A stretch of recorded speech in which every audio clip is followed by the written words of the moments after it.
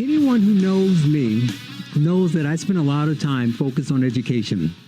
I am the Assistant Executive Director of Seeking Educational Excellence, a nonprofit working to increase opportunities for disadvantaged children. And at C, we understand that education is the great equalizer. And excelling at STEM rather than pushing a social justice agenda is the best way forward. And while the culture is focused on race, the education is kind of being ignored. Those complaining of racial inequalities they're not completely wrong. There are deficits in education disproportionately affecting Black and Hispanic kids, which leaves many parents with a dilemma of what's best for their children. My next guest is one such parent. She is Kelley Williams Bolar. You may remember her from a few years back. She is the Akron mom who was sent to jail for sending her kids to a better school. Though this was several years ago, not much has changed really in education and the problems that brought her to that point. And I thought it would be good for the listeners to hear her story again. Kelley, welcome to the Charles Love Show. Hello, and thank you so much. I'm just so grateful that you reached out. I'm happy to be here. Well, it's good to have you, and we're going to start, obviously, with refreshing the audience's memory. They'll probably hear your name. It's like, that sounds familiar, but I don't remember. But, I mean, the story was everywhere at the time, and I am sure they'll remember as you start to tell the story. But before we get into how you even got there, had to be a reason where this all started. So can you set this up by describing the conditions at your neighborhood school where your children were going before you moved them into your father's district? Okay, yes, absolutely. So I lived in the inner city, and I lived in Akron, Ohio. And the schools there they were an F. If anyone knows, we even schools have to be graded. And their standards, they were at an F. And it was just not a great school, especially for my oldest daughter, who she was getting bullied. She had a lot of emotional stress. And so I had just had a divorce, and I was just trying to, I was still in school. I was trying to make my way. And my father, year after year, my father would say, just bring them out here. Just bring them out here. I'm here. My father had some medical conditions, so he was not, he had his own business, but he wasn't working any longer. So he was like, I can help you with the girls. I have two girls. And, my home also had been robbed at the time around the same time. So I was like, okay, because I never thought of my daughters as being, quote unquote, latchkey kids. And if anyone knows what that is, that's, parents letting their children go home on their own, and having their own key. I didn't do that. I didn't trust that. I always just wanted to have guardianship over them in some shape or form or fashion. So that's how it began. That's the scenario. That's how it began. Is the school wasn't where it needed to be. My oldest daughter was being bullied at the school, and my home had been robbed. So it was like all those factors. I just was like, I'm going to go ahead and do that. And I was nervous. I didn't. This is something that was over the years. My father had told me several times or asked me several times, and I didn't do it initially. And how far away from you did your father live? He lived about little over 2 miles away, in a rural, really. So you are really almost on the line. 2 miles away was a drastic difference. So what were the schools like that were in your father's district? Oh, my goodness. He had the state-of-the-art schools. Now, mind you, this is only like 2.5 miles away. The schools were phenomenal. I remember the first day, my youngest daughter, she was in second, third grade, and it was over the summer as I was preparing to enroll them. The principal was there, and he walked me around, showed me, they had a computer lab room. Now, mind you, the school at this time, nowadays, yes, there are more, higher, computers and, Right, because this was like 12 years ago when it started. Yes. And so, I mean, they had an entire computer room. They had an ecosystem outside. Like they had a huge, they had acres of land, and they, showed kids how to plant, how to, food and resources. It was just really, really phenomenal. And I was like, it was really awesome. Compared to the school. Mm-hmm. I was going to say, you talked about even the people being different. There was a level of diversity and different experiences at the school in his district as opposed to your neighborhood school. Absolutely. Oh, my oldest daughter, her best friend, her name was, I believe it was Maya. She's such a sweet girl. Her father was an ambassador for Egypt. And I mean, they were world travelers. The parent, a lot of the parents were dentists and physicians. And so it was just a whole different, they were around people who were very, very focused on education and serious. And so all that did was it just pushed my kids to want to do better. And then to compare that to when they had to return back to the school, right. Don't give it all away. They don't need to know that they had to go back yet. I want to draw the distinction between the school that your kids were going to at first and the school that was that your father's home was in. Because, at some point, whether people agree with you or disagree with you, we need them to understand what they were gaining or what they were losing, what the differences were. You told me a story about your daughter at her neighborhood school about what her class would be like. She'd go to class and, oh, yeah. You describe what that scenario would be and the teacher trying to handle the kids. Can you tell the people what that was? Yes. Okay. So I remember my daughter coming to me at the end of the day, and she had returned back to the school, and she just was so frustrated. And she just said, "Mom, we go into class. The teacher's trying to, have the kids to settle." Now, mind you, this is high school. By this point, she's a freshman. So these kids, they're older. They should be able to come into the classroom, sit down, and have their equipment out and ready to learn. And so my daughter told me, she said, "Mom, they are on top of the table. They are sitting on the table. They are throwing, pens and paper and balls and, just being obnoxious. And the teacher is telling them." Now, mind you, it was only, a 50-minute period. And it was 9 periods in a day. It was 50 minutes per period. And the kids could not settle down. And so that was a major adjustment for my daughters, because they didn't understand. It was like, why is this school here so much different than the other school? Like, these kids cannot sit down and get ready to learn. And now they don't have anyone to push them to another level, where when you have those peers that are coming from that economic background and they're ready, you want to make yourself better, So that's what happened with that. Right. So you had, in addition to obviously that's a big problem, the bullying you said your older daughter was dealing with. You had differences in the cleanliness of the school, the administration in the school, the academics of the school. It was just night and day. That 2 mile difference was like worlds apart. So that kind of explains why you ended up doing it. And so you decided to take your daughters and use your father's address to enroll. That's what happened, right? So you basically said that you lived there. You and your daughters. I'm assuming all of you, right? Right. Yes. Right. So that was your primary residence, so you can enroll in the school. Now, these were the regular public schools in the district, correct? Oh yeah. Yes, they were public.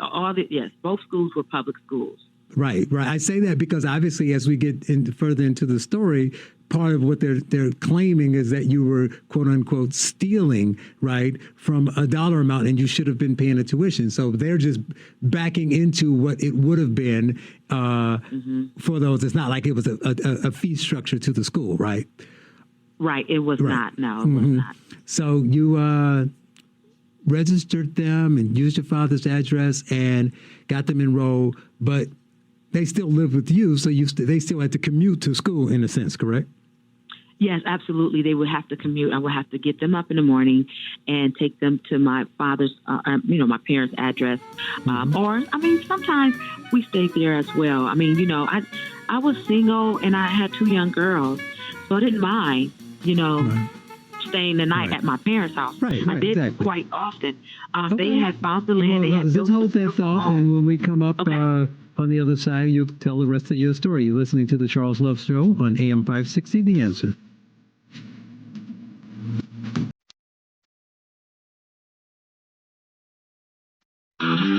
You're listening to The Charles Love Show on AM 560 The Answer with your host, Charles Love.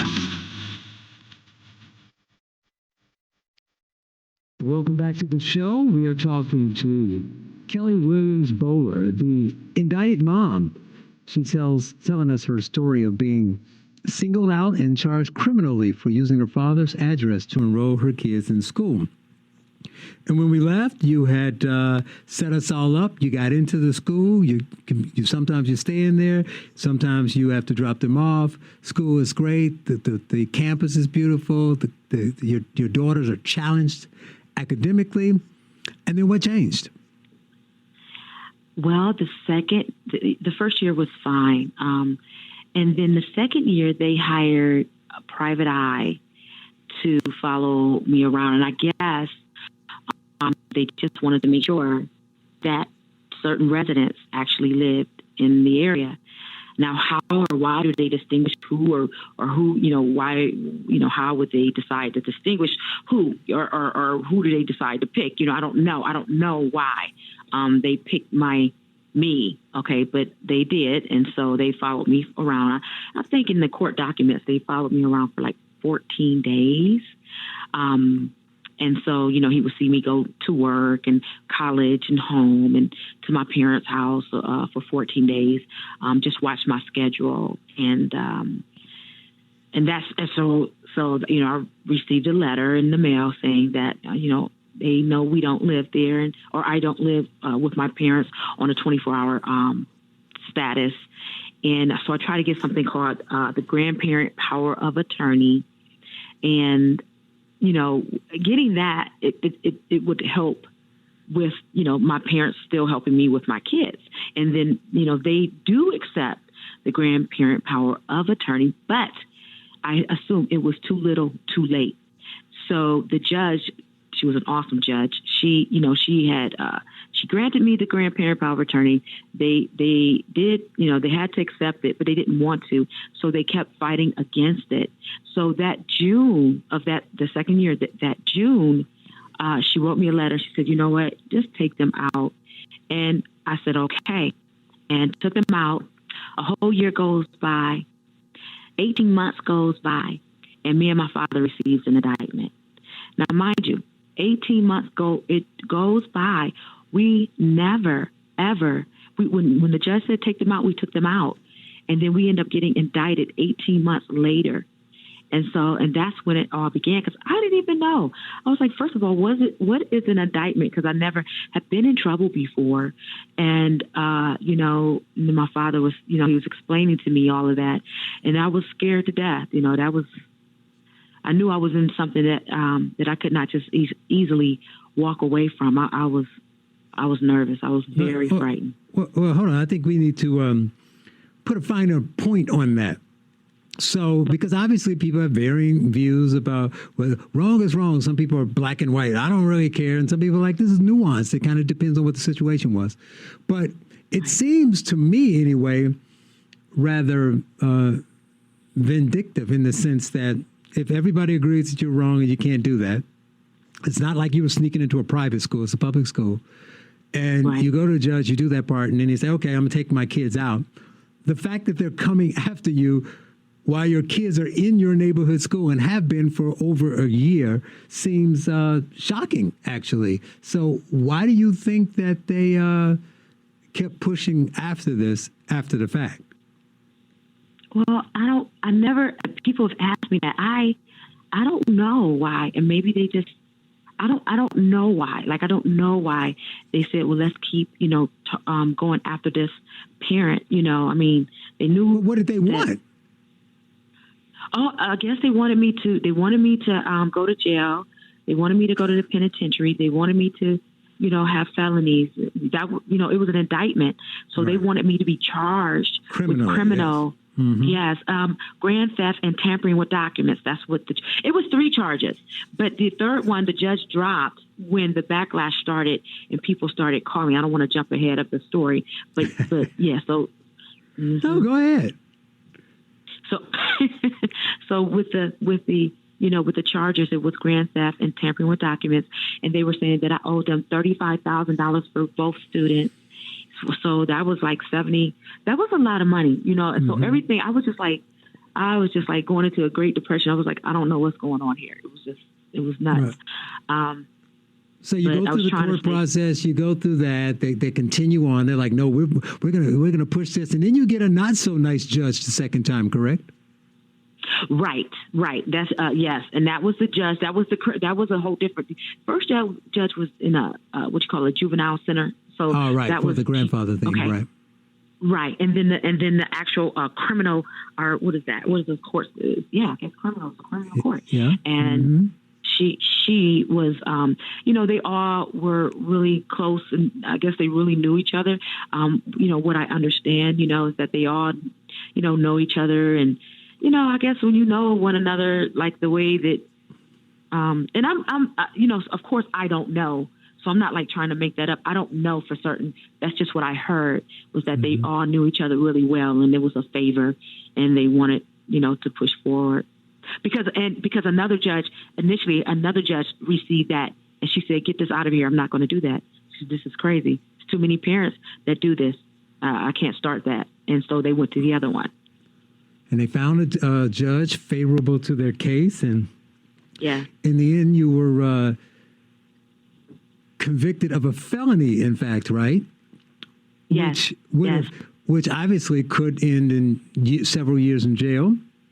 And having Absolutely. a felony record, and 5 years, and you worked in the school district, right? Right. It was 5. It would have ran concurrent, and it was 5 plus 5. So it would have been 5 for each count. And so I would have been there for 10. I would have been just getting out. Wow. And then the felony would have possibly prevented you from continuing your job with the Akron School District, Absolutely. Right? Absolutely. It would have hindered everything. It would have hindered my living situation, my opportunities, my job. And even it didn't matter that it would have been my first time, getting in trouble. They don't look at that. They don't look at, what kind of individual you are. That all they see is grand theft, tampering with documents. Oh my God, this person has to be, horrible, that is big. Tampering with documents, grand theft. Oh my God, if I hear those words, it's like, what did you do?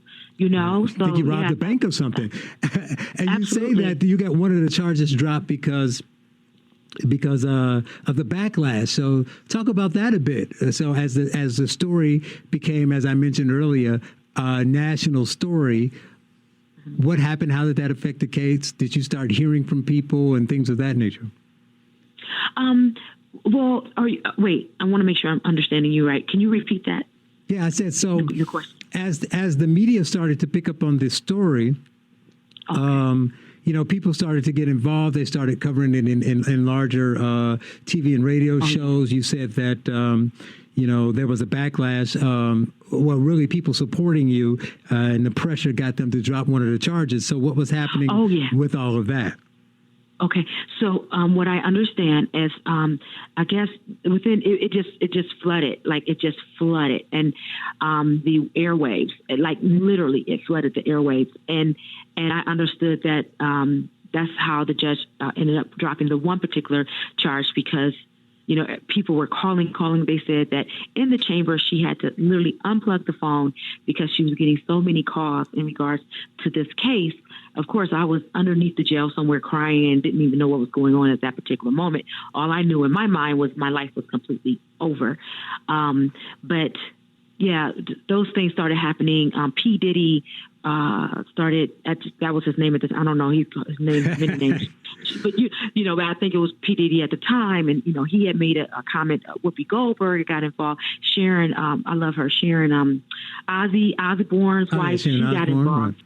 Yeah, she's a beautiful woman. I mean, everybody that were involved, they all reached out. Oh my goodness, it was just so many phenomenal individuals that reached out, understanding understanding my plight, understanding my situation, in that I didn't do anything to harm anyone or to really disturb or a situation. That was not it. But that just tells you how incredibly how strong education is. Right, but in spite of all this support, that judge made it a point to say that she was going to make an example of you. Right, it's been heard to be said. And but instead of the 5 years, you did go to jail, right? They sentenced you to 10 days, right? Yes. And you served 9. And so when we come back, we'll finish up that story and talk about what you do now and what you think the future of education, what types of changes need to happen. You're listening to The Charles Love Show on AM 560, The Answer.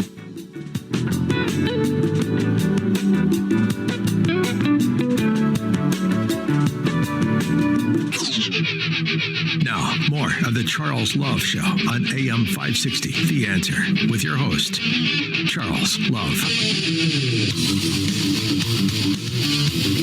Welcome back to the show. We are talking to Kelley Williams Bolar. He is telling her story of being criminally charged for using her father's address to enroll her kids in school.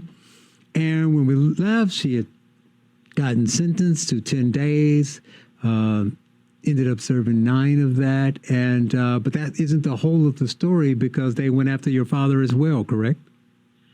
They did. They went after my father. They had to drop. We actually were sitting in court together during the entire trial.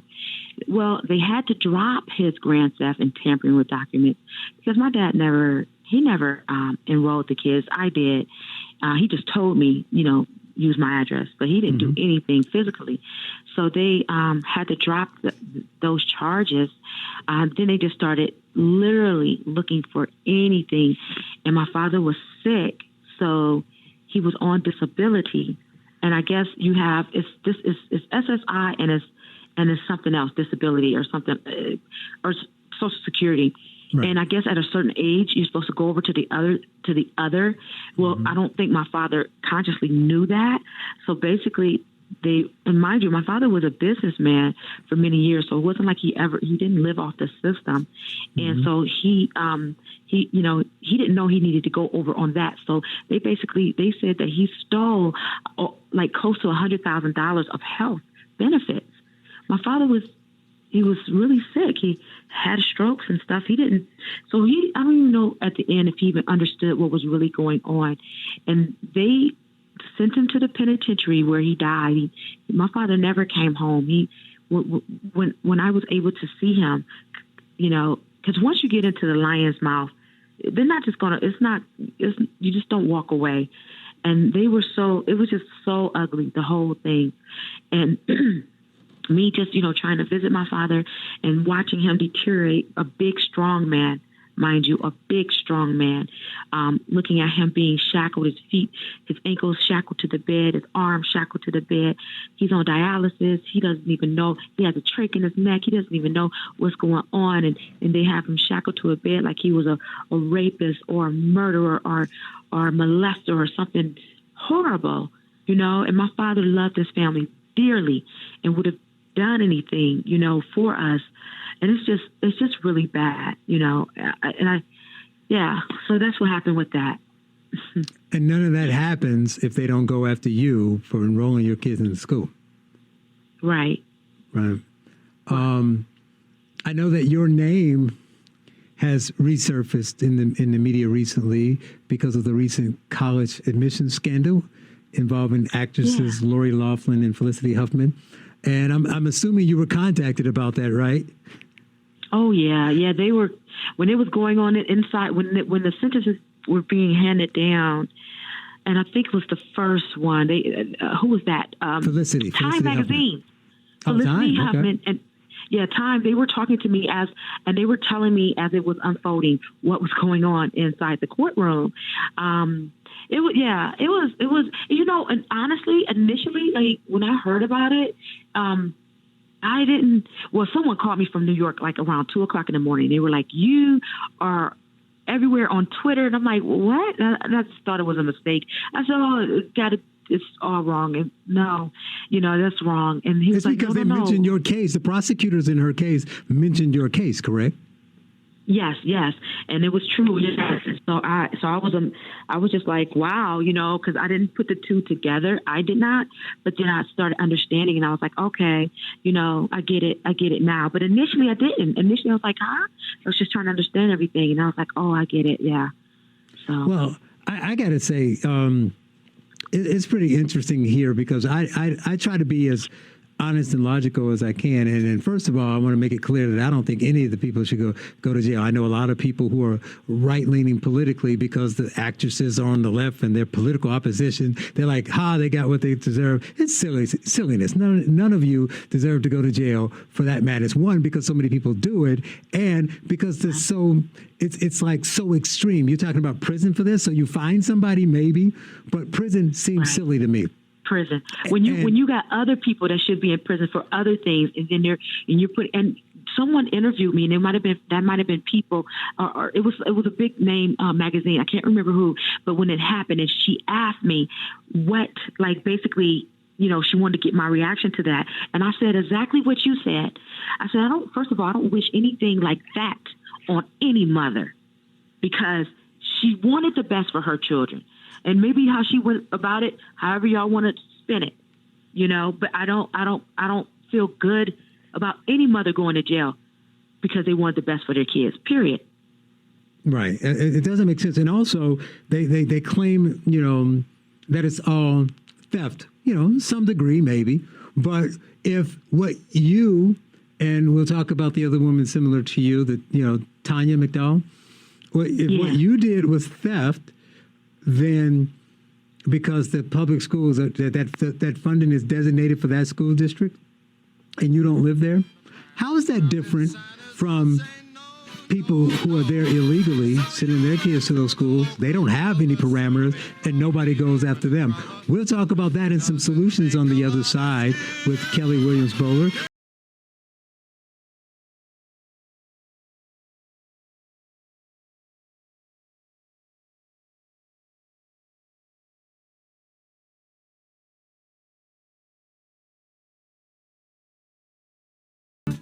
The Charles Love Show continues on AM 560, The Answer. Here's Charles Love. Here I am talking with Kelley Williams Bolar about her ordeal with the public schools, using her father's address and being convicted of a felony, which at least John Kasich helped you out and reduced it and gave you clemency on the felony, which is good. But when we left, I was talking about the comparison to the college scandal, and I really don't think they're the same. Like I said, I wanted to be clear that I don't think any of you should have gone to jail. I talked about the other woman in, was it Connecticut? I think it was Connecticut that went to jail for the same thing. And people were passing around this information. There were memes on the internet that was like, it was a picture of you, Tanya, Lori, and Felicity. And it said, all of these women did, whatever they did to try to help their kids and get them in these schools, but which one of them went to jail? Well, we all know the answer was all four of them. So it was a kind of silly meme to begin with, but it's not the same, because one is the public dollars at the public school, and the other is them paying them. I think Felicity and Lori, if they did the same thing, they didn't even go to the college and bribe the college. They gave money to some fake charity. Right. And the charity went in and did all the work. So they had plausible deniability. I'm like, I don't know what the dude did. I gave him $100,000 to get my daughters in. They got him in. You really want them to go to jail for that? People were making it a class issue, a race issue. They were making it a political issue. And I just think the bottom line is nobody should have gone to jail. It's all silly. And here's a good example.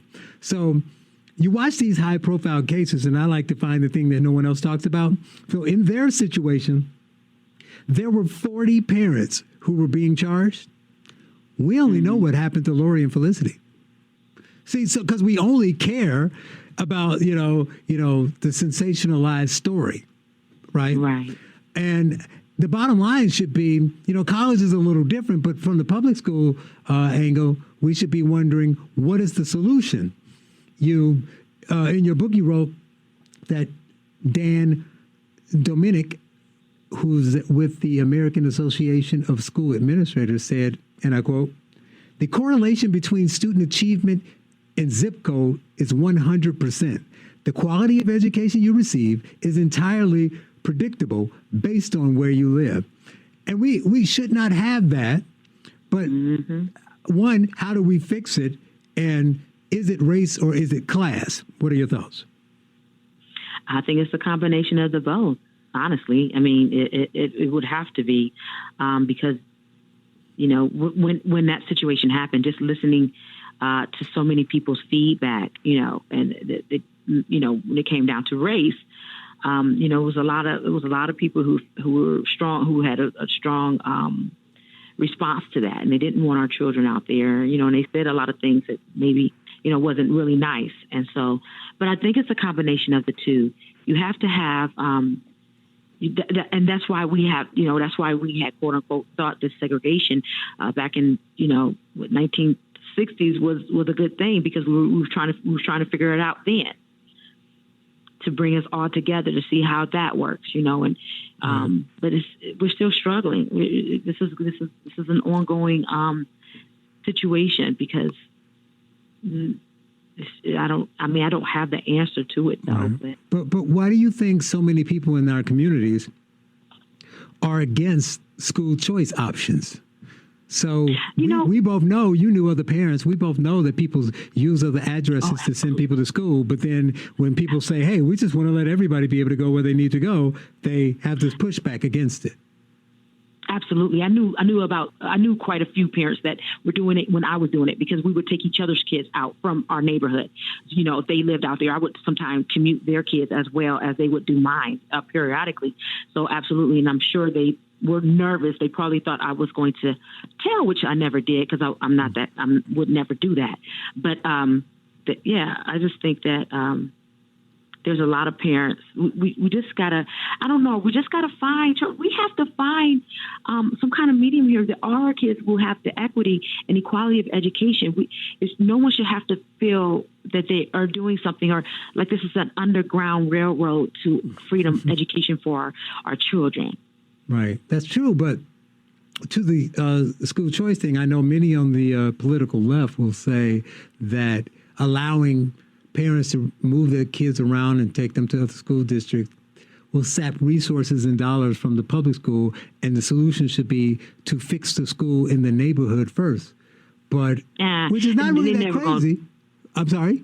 It's not crazy, but it hasn't happened yet, and we're in 2020. Right, so exactly. So that tells you right there.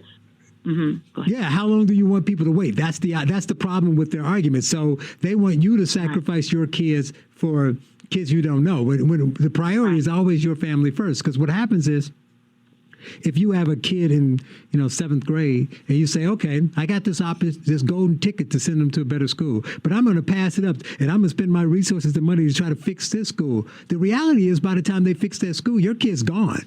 So you didn't do anything to help your kid. You did something to possibly help kids in the future. Exactly. And when is it the most important? Is it when they're in high school, or when they are in primary school? When is it the most important to get the knowledge that they need to be catch successful? them when they're young, is what I say. That's right. It's definitely when they're in primary school. It's definitely then.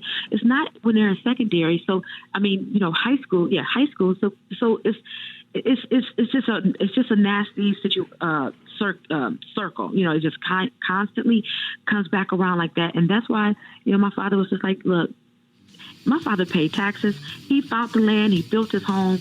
He paid taxes, so he did pay for that. Yeah. The irony of it.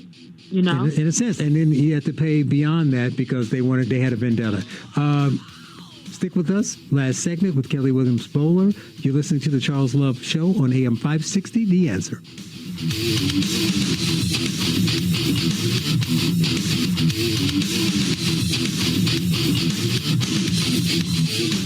return to the Charles Love Show on AM 560, The Answer. Once again, here's Charles Love. Welcome back to the show. We are talking to Kelley Williams Bolar, discussing her story of being charged criminally for using her father's address to improve the education of her kids. And right now, I want to go to Nick, who's on the line, who wants to talk about school curriculum. Nick, welcome to the Charles Love Show. Yeah, I love having this show. No pun intended on Sunday. That's your weekly line. You gotta mix it up a bit, Nick. I've been told that I'm very talented. By my parole officer, by my juvenile delinquency officer. But anyhow, yeah, it's really nice. Instead of a Friday evening show being rerun or whatever, so it's very, very nice. I mentioned to the call screener about. I'll try to make it fast. We're running out of time. Yes.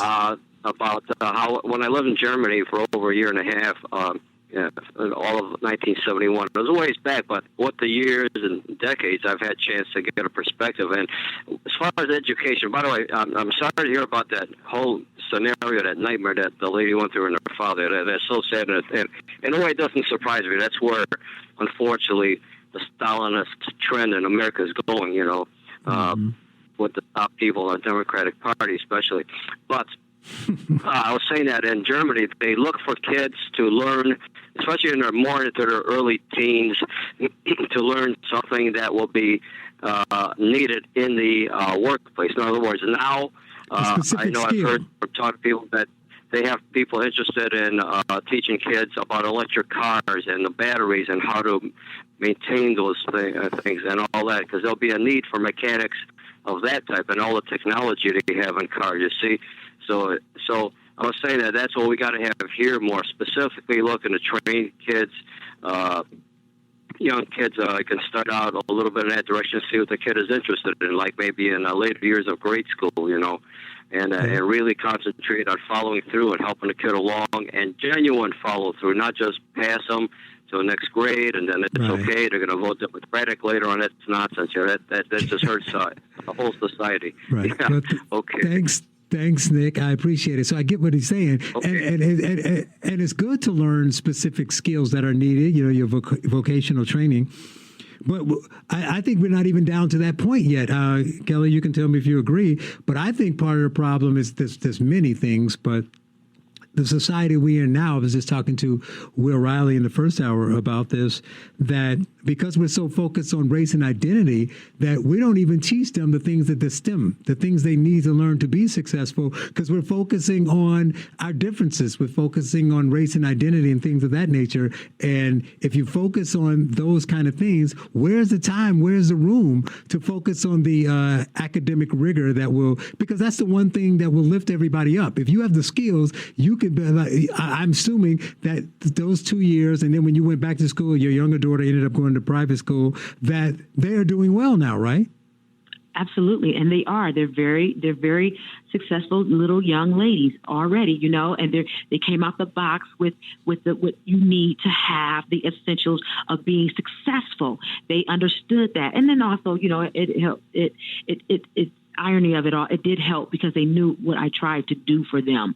So, of course, they didn't want to fail to hurt me or anything, and do something, that wasn't, logical with my case. And I also think that, to be fair, part of the reason the school choice works, you end up sending them to a better school. But the bigger thing is the parents who are willing to jump through the hoops to do that kind of thing prove that they're involved parents. So obviously they're more likely to focus on their kids and make sure they're doing the things they need to do. And if we can get everyone to focus on that rather than the race, because you were poor and you're black, but you focused on your kids, and you cared about where they were, and you look at them today. He's playing music already. Time flies. Kelley, it's been great having you on. I appreciate you coming on. Kelley Williams Bolar from Akron, Ohio, the mom who did everything she could to help her kids get a better education.